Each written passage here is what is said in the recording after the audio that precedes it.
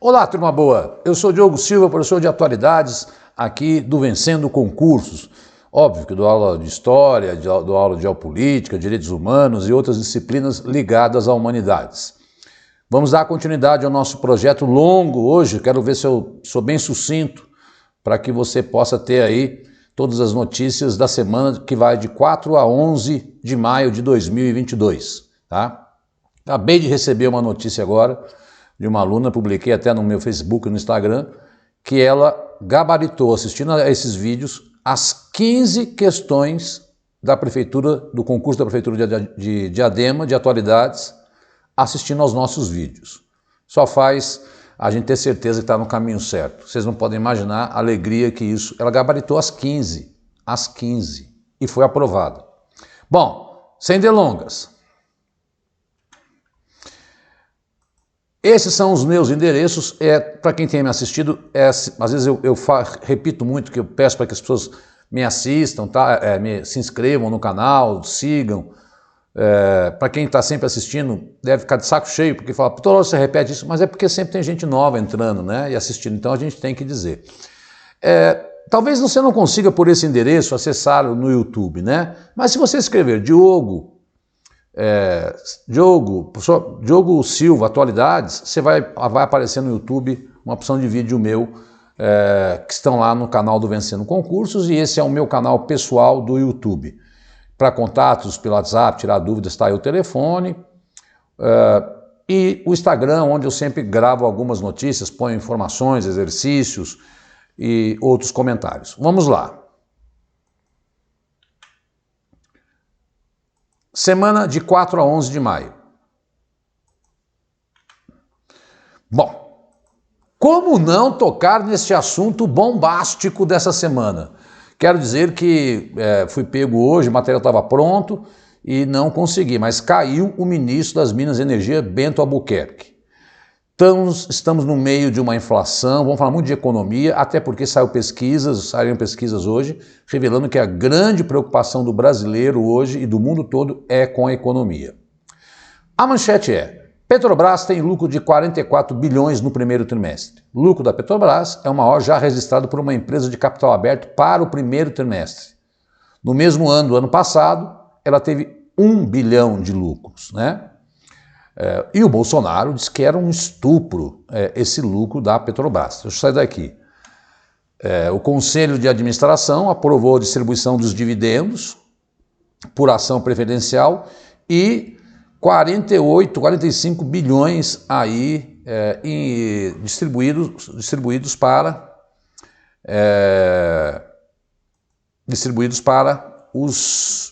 a minoria que tem ações da Petrobras. Ora, isso é muito polêmico.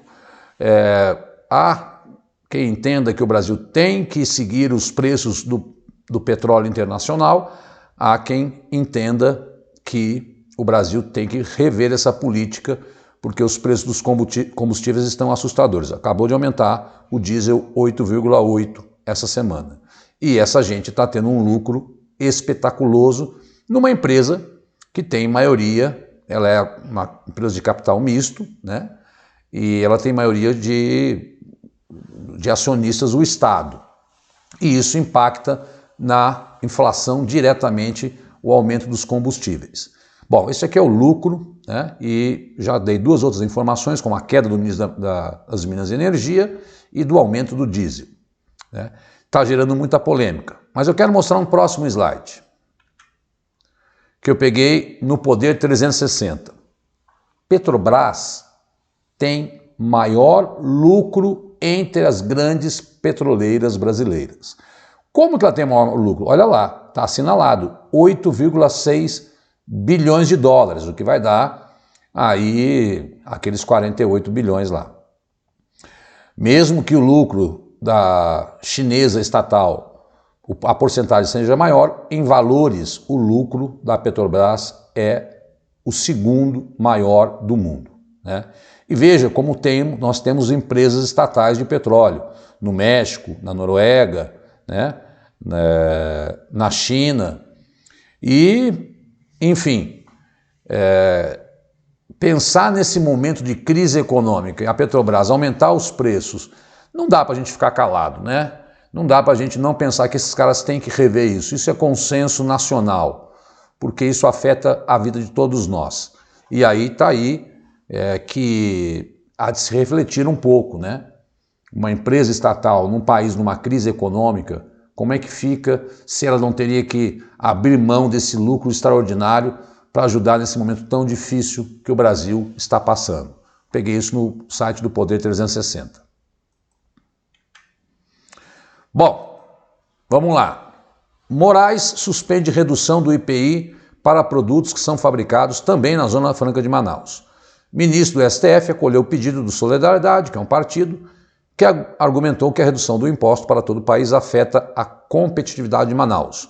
Moraes citou o papel da Zona Franca para a preservação ambiental. Deixa eu explicar isso.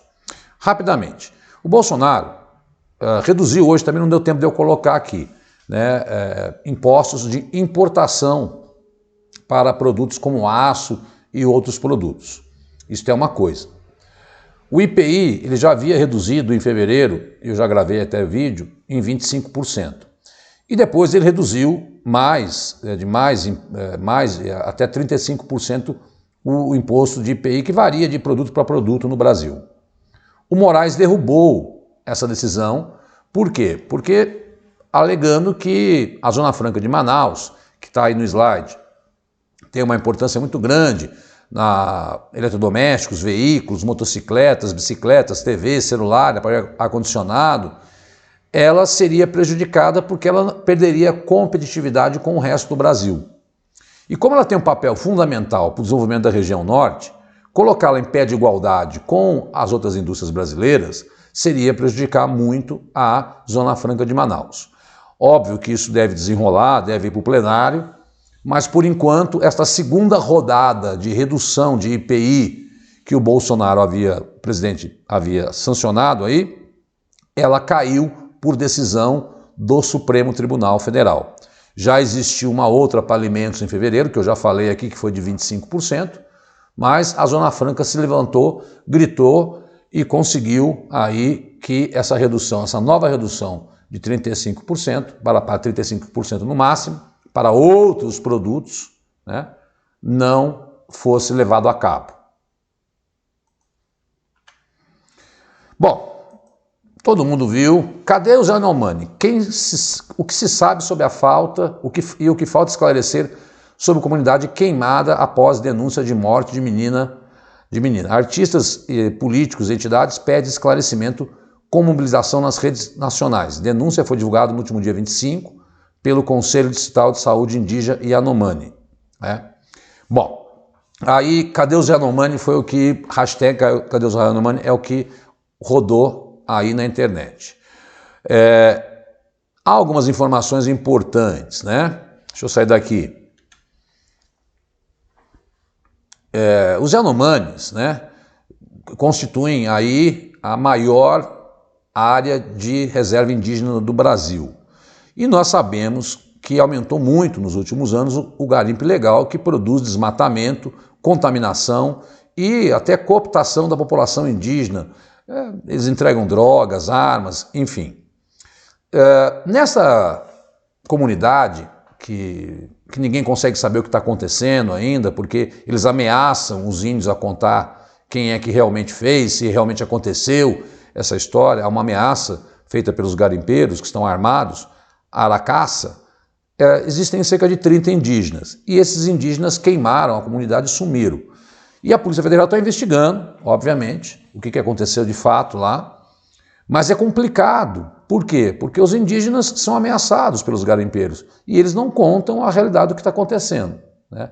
Mas este é um caso exemplar apenas daquilo que eu acredito que deva ocorrer por demais diversas outras tantas comunidades indígenas da Amazônia legal brasileira. Este tal garimpo ilegal, né?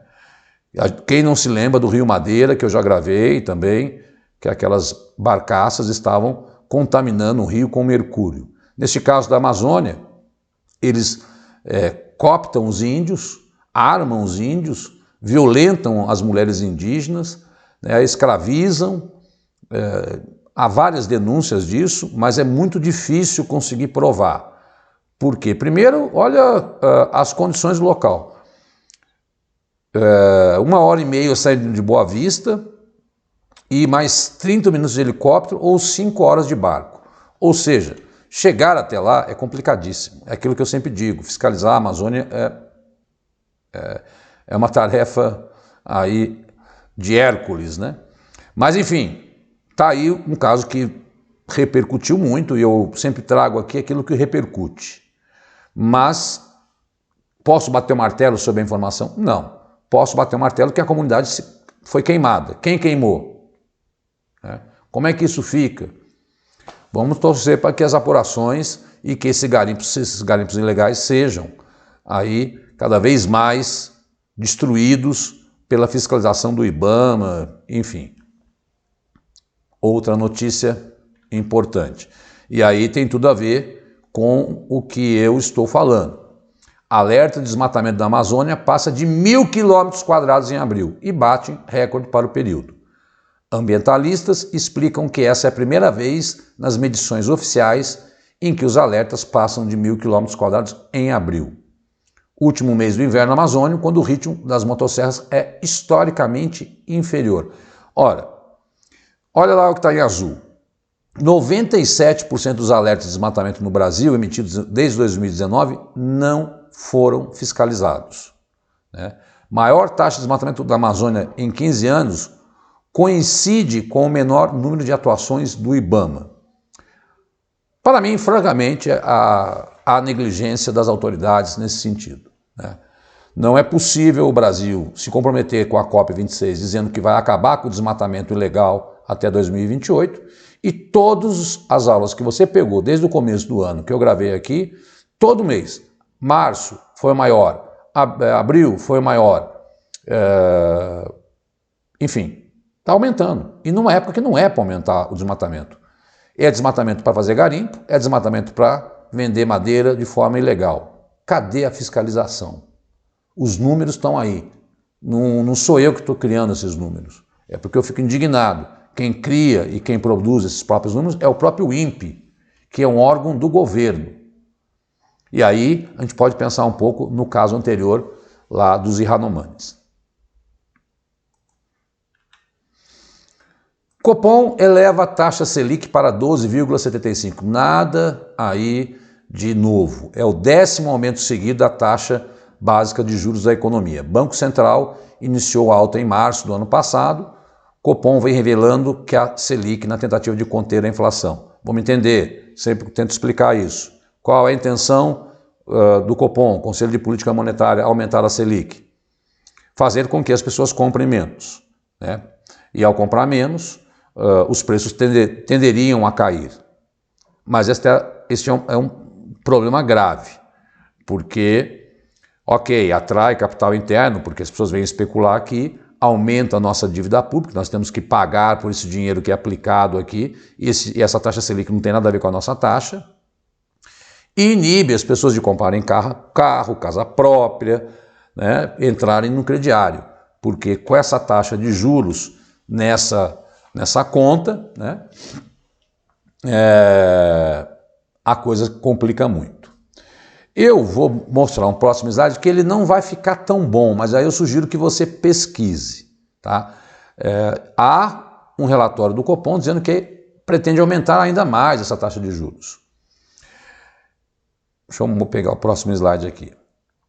Só Brasil e Turquia têm inflação, juros e desemprego de 2 dígitos entre as grandes economias. O último registro dessa tríplice coroa negativa no país tinha sido durante a recessão de 2016, lá, em virtude da questão da Dilma. Além de impactar a renda e o consumo, a situação rara compromete o ritmo de recuperação da economia, que segue com projeções de crescimento bem abaixo da média. A inflação de abril foi a maior dos últimos 26 anos. Tá? Acabou de sair agora essa informação. Já são, olha lá embaixo, 8 meses seguidos com a inflação anual acima de 2 dígitos, quando o teto da meta é de 5,5%. E, assim, inflação que eles revelam, né, pessoal? Porque na hora que você vai... Ontem eu fui no mercado, vi a batata R$9 na promoção de um mercado que faz promoção de terça, quarta e quinta. 9. Isso é um absurdo, absurdo, né? O contrafilé estava R$70, né? Não preciso eu dizer que esse número não é um número real para quem vai no mercadinho da esquina. Agora, veja, eu acabei de falar no slide anterior que o Brasil elevou os juros. E aí, os juros encarece qualquer tipo de sonho do brasileiro de comprar qualquer coisa. O slide que coloca o Brasil e a Turquia, eu sei que está péssimo aí, né? Deixa eu aparecer. Eu sei que está péssimo, mas aí qual é a ideia? A ideia é você depois dar uma pesquisada tá no G1, ranking de juros, desemprego e inflação. Aqui, às vezes a gente não consegue, porque você está vendo no celular, né? Mesmo no computador ficou pequeno. Eu não consegui aumentar esse gráfico porque ele é muito grande. Mas ele pega juros, desemprego e inflação. Eu quero comentar isso com vocês. Olha o Brasil, está lá em cima em amarelo, né? Óbvio que nós temos uma situação, por exemplo, deixa eu voltar no slide anterior aqui. Não, é no anterior. Algumas coisas interessantes, ó. Argentina e Rússia também estão no topo do ranking com a maior taxa de inflação e juros, mas mantém um desemprego baixo. África do Sul possui, e Espanha, desemprego superior do Brasil, mas inflação e juros bem menores. Ora, então, o que esse slide aqui está revelando? Que essa tríade aí, juros altos, desemprego alto e inflação alta, revela o que eu não posso dizer, senão outra palavra, caos econômico. E é isso que todo brasileiro está preocupado nesse momento, né? Já tem pesquisas aí, acabei de ver uma pesquisa, 19 mil pessoas foram entrevistadas no mundo todo. E o Brasil, com juros altos, impedindo o poder de compra. O desemprego, que faz com que a gente tenha aí 12 milhões de desempregados, sem contar a informalidade, né? E a inflação alta, meu Deus, só tem uma palavra: queda da renda, queda do poder de compra, 19 milhões passando fome, 120 milhões de pessoas não comendo o que deveria comer. Isto vai cair em concurso, porque é o grande assunto do momento. Então você tem que se atualizar sobre esses dados e tem que procurar entender ao máximo que essas combinações macroeconômicas, elas estão colocando o Brasil num momento muito delicado da sua história. Então eu chamo a atenção de vocês para esses temas aí, mesmo que eu saiba que isso é chato para muitos, tal, mas é o tema do momento, tá? Então pega vídeos anteriores no canal Vencendo Concursos, porque eu venho desenvolvendo isso ao longo de 2022, né? E, enfim, é um drama, não tem outra palavra. Bom, falar um pouco de mundo, né? Para não ficar muito alongando. Eleições na Coreia do Sul. O novo presidente Yoon Suk-yeol assumiu ontem aí. Ele é um conservador, ele veio do meio jurídico. E olha a manchete: novo líder da Coreia do Sul pede para Pyongyang abandonar arsenal nuclear em troca de ajuda econômica. O novo presidente da Coreia do Sul tomou posse nesta terça-feira. Este cara é um cara muito conservador. Ele não quis ficar no Palácio Azul, foi tomar posse aí no Ministério da Defesa. É um cara que venceu por 0,73%, foi bem empatada a eleição lá na Coreia do Sul, não é a Coreia do Norte, que é um regime ditador. É um cara que acusa, olha só que loucura, a falta, porque você sabe que muitos países asiáticos hoje têm aí problemas com nascimento, falta de pessoas que nascem, né? Como é que chama? O feminismo de ser acusado dessa crise de falta de pessoas nascendo, né? Acabou com o Ministério dos Direitos Humanos lá, da Igualdade de gênero. É um cara muito complicado na Coreia do Sul, né? E diz que não quer conversar com a Coreia do Norte. E a Coreia do Sul é a 10ª maior economia do mundo hoje. Então, qualquer eleição... Teve eleição também nas Filipinas, eu pretendo, porque ela é um processo mais lento, tá? Um ditador assumiu. Houve troca de governo em Hong Kong, num governo pró-China. Mas para economizar tempo aqui nos slides, eu resolvi só falar, né? Mas é bem interessante que você vá acompanhando. No caso da Coreia do Sul, como existe um contencioso aí bastante grave entre os dois, entre a Coreia do Sul e a Coreia do Norte, a Coreia do Norte fez 15 exercícios militares esse ano. Esses caras estão, a China e alguns outros países estão se aproveitando muito do mundo olhar só para a guerra da Ucrânia, né? E a China já cada vez mais intensificando o seu domínio sobre Hong Kong e a Coreia do Norte fazendo seus testes militares aí, o que coloca o mundo sempre em tensão e ameaça. ONU. Com a guerra da Ucrânia, a África enfrenta crise sem precedentes. Lógico, os mais pobres é que vão mais sofrer, sempre, né, quando você tem crise econômica. Olha o segundo parágrafo, né? E aí é uma entidade, o PNUD é uma entidade muito respeitada. Um economista indicou que espera uma queda do crescimento do continente, que deveria aumentar levemente após a Covid, que será de 4% e não de 8%. Olha lá embaixo. Em alguns países africanos, até 80% do trigo vinha da Rússia e da Ucrânia, né? Então, muitos países africanos dependem para se alimentar milho, canola, óleo de girassol. E esses países a Ucrânia não está conseguindo enviar os seus produtos porque seus portos estão fechados, já vou falar disso. E obviamente que os países mais pobres acabam sendo aqueles que mais sofrem. E a região que mais sofre é essa região aqui, que eu já falei em outras aulas também. É a região do Sahel, tá? Onde está Mauritânia, Mali, Níger, deixa eu tirar o óculos aqui, Chad, Sudão, né? E onde hoje também o Estado Islâmico está se instalando, né? Veio uma notícia também hoje aqui do Afeganistão que obrigou as mulheres a cobrir o corpo inteirinho com a burca. Nada de novo, era o que se esperava lá no Afeganistão. Mas estou dizendo só que já há anúncios de fome se acentuando na África, que já é um continente que passa fome por conta da guerra da Ucrânia, que ninguém sabe quando vai acabar. O próprio secretário da ONU disse hoje que não sabe e todos estão se preparando para que essa guerra se prolongue. Ou seja, tragédia anunciada. Atraso em exportações voltam a ser realidade devido ao lockdown na China. Congestionamento nos portos aumenta o número de contêineres não utilizados e fila de navios desatracados.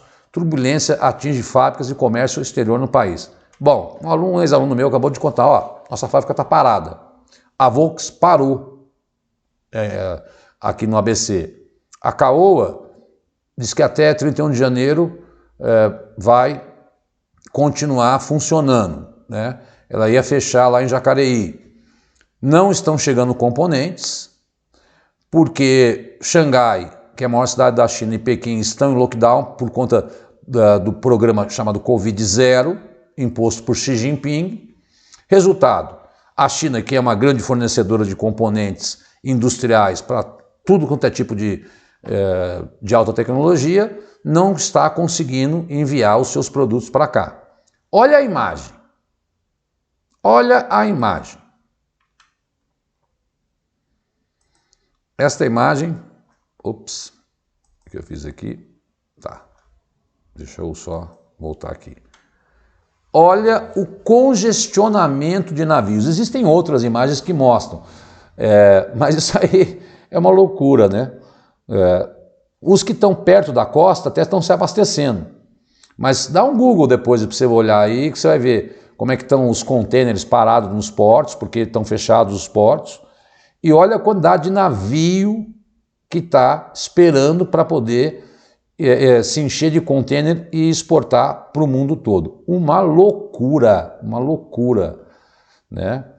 O que está acontecendo. Então, vamos somar pandemia, vamos somar lockdown na China, vamos somar a guerra da Ucrânia, um momento muito delicado e é preciso que você faça essas conexões internacionais, porque aqui não tem nada a ver com a guerra da Ucrânia, aqui é o problema da pandemia ainda na China, né? E isso gera desabastecimento, fechando fábricas, parando, e aí os caras não ganham, né? A Toyota já foi embora, a Mercedes já foi embora. Que tempos, hein, pessoal? Que tempos, que tempos. Bom, era muito esperado que no dia 9, na segunda-feira, o Putin fizesse um discurso, etc. Por que o dia 9, Diogão? Porque o dia 9 foi o dia de maio que a antiga União Soviética venceu aí a Alemanha na Segunda Guerra Mundial. É considerado o dia da vitória, virou até questão do livrozinho. Putin compara a invasão da Ucrânia à vitória na Segunda Guerra Mundial. O presidente russo discursou na Praça Vermelha para marcar o 77º aniversário do dia em que as tropas do seu país derrotaram a Alemanha nazista, mas não anunciou novos rumos dos ataques militares.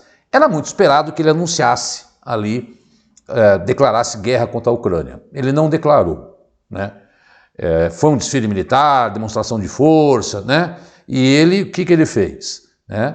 Ele disse, olha, defender a pátria contra os nazistas que estão na Ucrânia, né? É sempre a mesma alegação para aquilo que ele chama aí de operação militar, não de guerra. Eu queria lembrar que o Papa fez uma declaração muito interessante essa semana. O Papa disse, olha, fiquem atentos, que tem algumas contradições malucas, porque muitas armas estão sendo testadas na guerra da Ucrânia.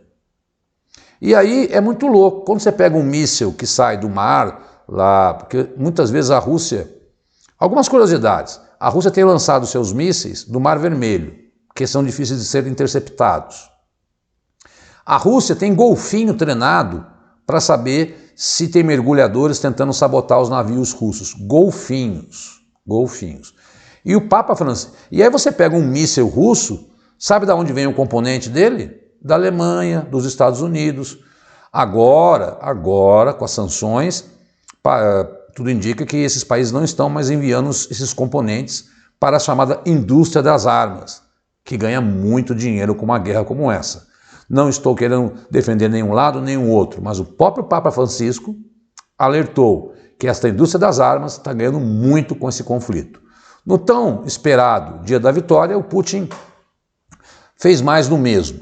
Não anunciou nenhuma medida, a guerra continua aí indo para 4 meses, com os ataques acontecendo, e eu não fico procuro trazer as novidades dessa guerra para vocês, mas era muito esperado que aqui ele fizesse algum anúncio bombástico, ele não o fez, tá? Apenas mostrou sua autocracia com seu desfile militar, sua demonstração de força, né? Sempre alegando que a OTAN, tentando, como um cachorro latindo perto da Rússia, é uma ameaça constante. Até o próprio Papa Francisco meio que culpou a OTAN por estar nessa provocação. Veja, é preciso ter muito cuidado com as declarações, mas vamos tentar fazer um esforço aqui. Faz de conta que você é um russo, quando você está do lado do Putin. Obviamente que você se sentiria ameaçado, né? Obviamente. Assim como esse cara que foi eleito na Coreia do Sul agora, falou que vai pedir para que os Estados Unidos coloquem armas nucleares na Coreia do Sul. Meu, quem que vai se sentir ameaçado? A China e a Coreia do Norte. Temos que fazer um pouco esse exercício, só para a gente tentar entender. É óbvio que eu sei, e eu defendo aí, né, Cleo Bonovox foi lá na Rússia, a primeira-dama americana, na Ucrânia, a primeira-dama americana esteve lá, vendo as atrocidades que a Rússia tem cometido, porque ela ataca civis, né? Houve uma reunião do G7, e aqui não preciso falar muito, G7 são as 7 maiores economias do mundo, no domingo, E a ideia é eliminar, como está lá na manchete, gradualmente aí a compra do petróleo russo. O que está complicado? É a Hungria, porque a Hungria, 90% dela do petróleo vem da Rússia. A Hungria faz parte da União Europeia. Mas a ideia deles é, através dessas sanções, deixa eu sair daí, né, prejudicar ao máximo aí a Rússia não comprando petróleo. Hoje a Rússia é o país que mais sofre sanções econômicas de todo o tipo. E umas histórias meio malucas, né? Alguns magnatas russos morrendo de formas esquisitas. O próprio Chelsea, que era de um magnata russo, foi vendido, né, por conta dessas sanções que devem aumentar no conflito. Bom, eu sempre gosto de pegar algumas manchetes rápidas sobre a guerra para a gente poder encerrar. Hoje, o ataque na Rússia, ataque gera vazamento de nitrato de amônio. É aquele mesmo produto que gerou aquela explosão no Líbano, né? O nome da cidade não vai sair, Sloviansk, né? E aí esse tipo de fertilizante ele é altamente tóxico e que fez com que as pessoas aí, o prefeito da cidade pediu para que não saíssem de casa. Então, não me parece nada muito humanista esse tipo de atitude, né? Ao contrário, só para saber que lado eu estou, lógico que eu estou contra o ataque. Aliás, estou contra qualquer guerra. Não há mais civis na siderurgia de Mariupol. Mariupol está aí cercada. Quem está lá é o batalhão de Azov, aqueles ultranacionalistas que estão lutando ainda e resistindo em Mariupol, tá? Que é a cidade que está mais destruída da história. Usadas na guerra da Ucrânia, bombas termobáricas consomem oxigênio do ar. Olha aí, eu nem sabia a existência desse tipo de bomba. Estou vendo aí que existem drones, kamikazes que vão lá e destroem os locais, golfinhos treinados para descobrir se tem gente estranha no oceano. Agora uma bomba que quando ela explode ela retira o oxigênio do ar e as pessoas morrem asfixiadas. Estados Unidos, Biden usou uma lei aí de 1941, onde dá mais poderes a ele para enviar armas à Ucrânia. Foi o mesmo que Roosevelt usou lá em 41, ele assinou um decreto e o Congresso já aprovou 40 bilhões de dólares para ajudar a Ucrânia. Há quem diga, os especialistas, que as armas que chegam, que são dadas por vários países para a Ucrânia, elas duram um dia. Mas está fazendo com que a Ucrânia resista. Se aquela expectativa era grande de que a Rússia fosse vencer rapidamente, não se consolidou, né? Então, tá aí algumas manchetes sobre a guerra. Lá embaixo eu coloquei um link, que é de ontem, de como é que está a ocupação do território da Ucrânia. Se você, eu achei muito legal, um videozinho produzido pelo UOL, eu acho. Para quem tem curiosidade, pega, copia o link aí, depois, ou coloca, escreve lá no YouTube, você vai ver como é que está. São 4 minutos a ocupação do território da Ucrânia hoje pela Rússia. Ela ocupa uma parte e em outra parte ela ataca. Por fim, esse também é um outro lugar legal para vocês pesquisarem, um instituto, como é que chama? A sigla ISW, né? Instituto de Estudos da Guerra, que é um instituto americano, que é um mapa de ontem que eles publicaram. Eles têm, aqui está em inglês, né? Mas aqui é a ocupação mesmo já da Rússia do território, que é o leste, né? Estão tentando atacar pelo norte, querem dominar todo o sul, eles querem chegar até Odessa, estão atacando Odessa, que depois eu mostro no outro mapa, que é um porto importante da Rússia, e eles querem fazer esse cerco leste-sul, para que a Ucrânia não consiga exportar seus produtos. Aqui é mais uma dica, tem esse SW, é um site para quem gosta, aí ó, 10 de maio de ontem, esse mapa foi atualizado, que é o maior instituto que estuda guerras pelo mundo, e tá lá, tem relatórios em português, podem ficar tranquilos. Eu não consegui um mapa em português, mas eu consegui pegar esse mapa e para quem quiser se aprofundar com mais detalhes sobre a guerra, tá lá. Bom, o que eu quero mostrar? Eu quero mostrar esse mapa, né? Que é o mapa do Mar Negro. que aqui sim, você está vendo aí, Mar de Azov já é controlado pela Rússia, né? Mariupol está muito pequenininho, mas Odessa está mais perto da Moldávia ali. O que acontece, Diogo? Se essas cidades ao sul da Ucrânia são dominadas pela Rússia, o que acontece simplesmente é o seguinte, né? A maior produção de trigo do mundo é da Rússia e da Ucrânia. E se eles controlam e fecham este acesso ao Mar Negro, que vai dar acesso ao Mediterrâneo e tal, é por onde a Ucrânia exporta a sua produção de trigo. Vai comprometer a produção mundial. Crise para comprar pãozinho, etc. Por enquanto eles não chegaram até Odessa, que está perto da Moldávia. Eu sei que está pequeno aí, mas também dá uma pesquisada. Mas se eles controlam isso aí, e já há anúncios de que a Ucrânia não está conseguindo exportar a sua produção de trigo, porque a Rússia está produzindo ataques nesse Mar Negro e não deixando sair essa produção da Rússia, da Ucrânia. Bom, a gente está sempre aqui trazendo as últimas notícias, né? Tem muita coisa, a gente seleciona. A rainha da Inglaterra pela primeira vez não participou lá da abertura do parlamento inglês, foi o príncipe Charles, teve eleições nas Filipinas. Eu vou dando esses toques, mas eu não consigo, no tempo aqui que a gente tem, eu não quero ficar me alongando muito, e é legal você pegar essas notícias rápidas, que depois, tudo isso, tem um jeito de você aí conseguir pegar de uma outra forma. É o meu jabá? É o meu jabá. Vou fazer sempre? Vou fazer sempre. Porque acabo de receber notícias como essa, quando eu falei aí no começo da aula. A menina gabaritou as 15 questões de atualidades, e ela tinha comprado esses livrinhos. São livrinhos que eu produzo com 100 questões comentadas de atualidades.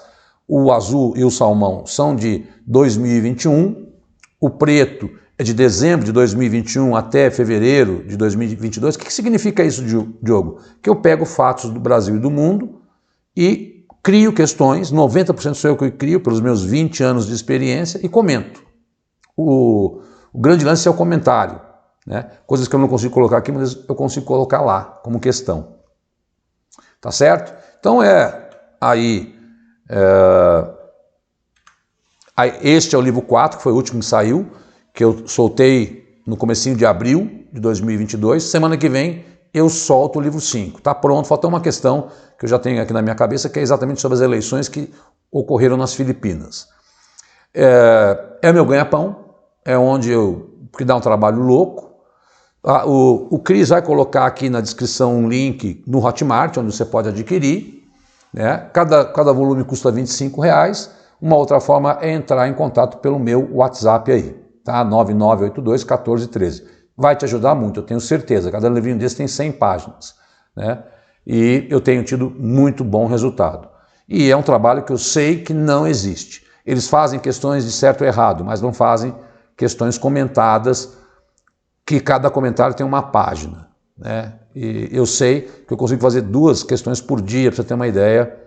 E vou soltar os 5 semana que vem, e já começo o 6º, porque eu não vou parar. É uma coisa que eu quero manter aí ativa para ajudar vocês, e uma forma de a gente sobreviver nessa crise que eu comecei falando aí.